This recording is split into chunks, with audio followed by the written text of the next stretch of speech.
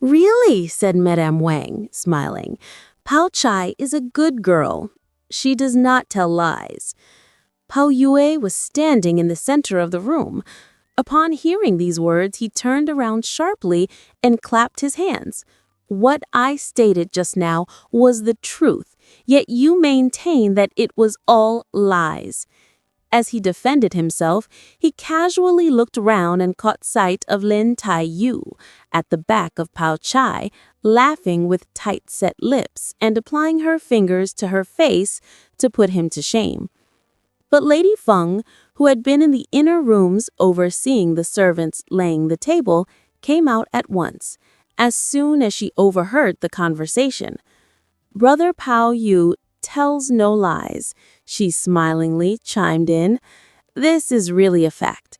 Some time ago, cousin Sai Pan came over in person and asked me for pearls, and when I inquired of him what he wanted them for, he explained that they were intended to compound some medicine with, adding in an aggrieved way that it would have been better hadn't he taken it in hand, for he never had any idea that it would involve such a lot of trouble.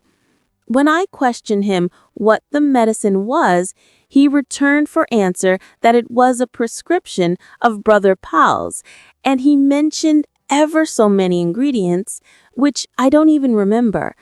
Under other circumstances, he went on to say, I would have purchased a few pearls, but what are absolutely wanted are such pearls as have been worn on the head, and that's why I come to ask you, cousin, for some.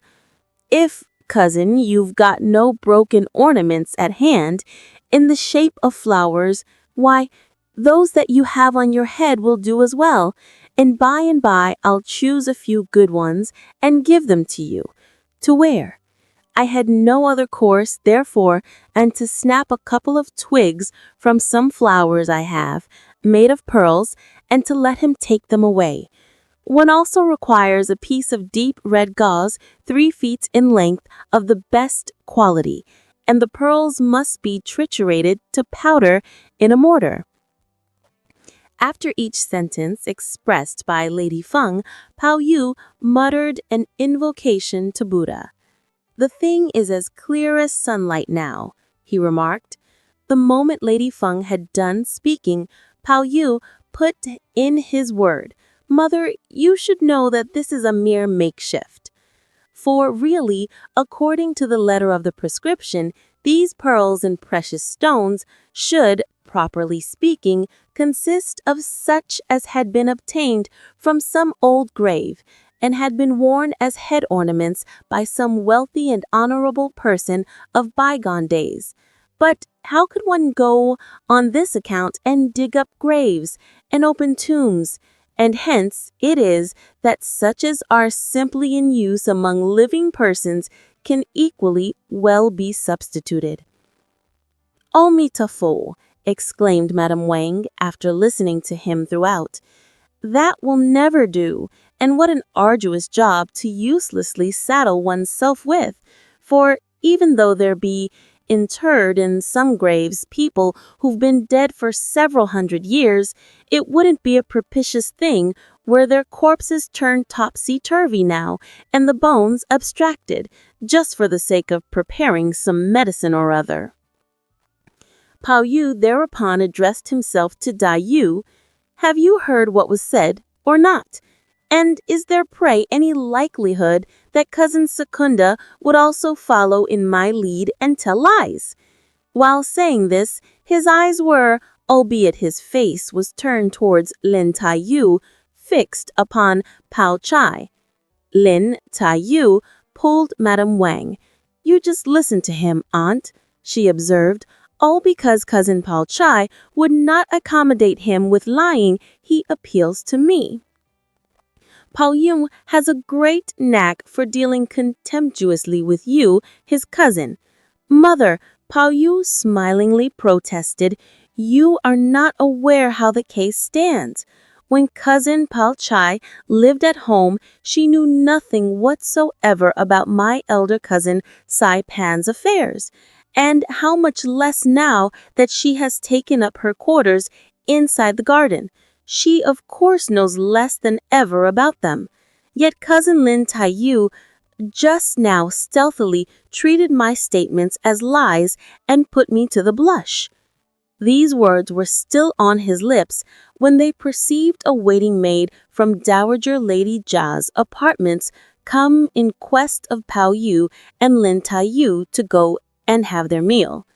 Lin Taiyu, however, did not even call Pao Yu, but forthwith, rising to her feet, she went along dragging the waiting maid by the hand. "Let's wait for Master Secundus, Mr. Pao Yu, to go along with us," the girl demurred. "He doesn't want anything to eat," Lin Taiyu replied. "He won't come with us, so I'll go ahead." So saying, she promptly left the room. "I'll have my repast with my mother today," Pao Yu said. "Not at all," Madame Wang remarked. "Not at all. I'm going to fast today, so it's only right and proper that you should go and have your own." "I'll fast with you then," Pao Yu retorted. As he spoke, he called out to the servant to go back and rushed up to the table and took a seat. Madame Wang faced Pao Chai and her companions. "You girls had better have your meal and let him have his own way," she observed. "It's right that you should go," Pao Chai smiled. "Whether you have anything to eat or not, you should go over for a while to keep company to cousin Lin. She will be quite distressed and out of spirits." "Who cares about her?" Pao Yu rejoined. "She'll get all right again after a time." Shortly they finished their repast. But Pao Yu apprehended, in the first place, that his grandmother Jia would be solicitous on his account, and longed to be with Lin Taiyu, so he hurriedly asked for some tea to rinse his mouth with. Cousin Secundus, Tun Chun, and Si Chun interposed with an ironic laugh. "What's the use of the hurry-scurry you're in the whole day long? Even when you're having your meals or your tea, you're in this sort of fussy helter-skelter?" "Make him hurry up and have his tea," Pao Chai chimed in, smiling, "so that he can look up his cousin Lin. He'll be up to all kinds of mischief if you keep him here." Pao Yu drank his tea. Then, hurriedly leaving the apartment, he proceeded straightway towards the eastern court. As luck would have it, the moment he got near Lady Feng's court, he descried Lady Feng standing at the gateway. While standing on the step and picking her teeth with an ear cleaner, she superintended about 10 young servant boys removing the flower pots from place to place. As soon as she caught sight of Pao Yu approaching, she put on a smiling face. "You come quite opportunely," she said. Walk in, and write a few characters for me." Pao Yu had no option but to follow her in.